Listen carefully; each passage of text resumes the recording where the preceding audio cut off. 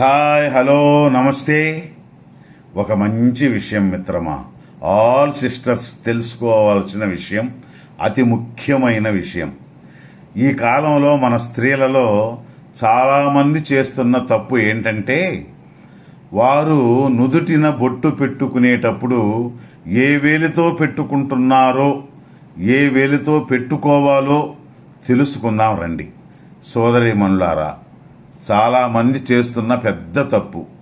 కనీసం ఇప్పుడైనా సరిచేసుకోండి. అసలు ఇప్పుడు ఎవరూ కుంకుమ బొట్లు పెట్టుకోవడం లేదు, అది వేరే విషయం. ఇప్పుడన్నీ స్టిక్కర్స్ అయిపోయాయిగా. మొహాలు మోటారు సైకిళ్ళలాగా ఓన్లీ స్టిక్కర్స్. ఏ వేలు పడితే ఆ వేలుతో బొట్లు పెట్టుకోకూడదు. చనిపోయిన వారి చిత్రపటాలకి మన చూపుడు వేలుతో బొట్టు పెట్టాలి. దేవతా పటాలకు బొట్లు పెట్టేటప్పుడు మనం ఉంగరం వేలును ఉపయోగించాలి. కొంతమంది స్త్రీలు పటాలకు గంధం ఒక వేలితో, కుంకుమ మరొక వేలితో పెడతారు. అది చాలా తప్పు. గంధం పెట్టినా, కుంకుమం పెట్టినా ఉంగరం వేలే వాడాలి మిత్రమా. మరే వేలు ఉపయోగించకూడదు.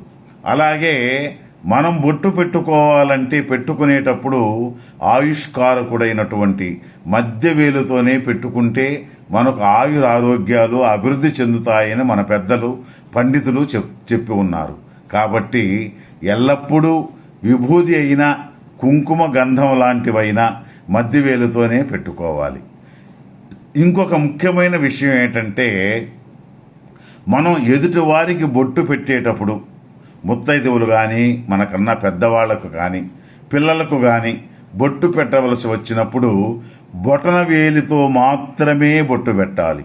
ఈ విషయం గట్టిగా మనసులో పెట్టుకోండి. ఉంగరం వేలు ఖచ్చితంగా ఉపయోగించకూడదు. ఏ సందర్భంలో కూడా, ఏ పరిస్థితుల్లో కూడా చిటికెని వేలును మాత్రం అస్సలు ఉపయోగించరాదు. కానీ కొంతమంది శతకర్లు ఈ మధ్య, ఈ కాలంలో అధిక ప్రసంగతనంగా ఏ వేలుతో పెట్టుకుంటే ఏమి, మనకు కావలసింది ముఖాన బొట్టే కదా అని అంటారు. మరి కొంతమంది అసలు బొట్టు లేకపోతే పోయినా పర్వాలేదు, మేకప్ పాడైపోతుందని అంటారు. వాళ్లతో మనకు పని లేదు. బొట్టు, కట్టు, మెట్టు, తాళిబొట్టు ఇవే కదా ఆడవారి సౌభాగ్యం. ధన్యవాదాలు. ఈ వీడియో నచ్చితే ఒక లైక్ చేసి షేర్ చేయండి. మళ్ళా రేపు ఒక మంచి వీడియోతో కలుసుకుందాం. ధన్యవాదాలు. జై హింద్.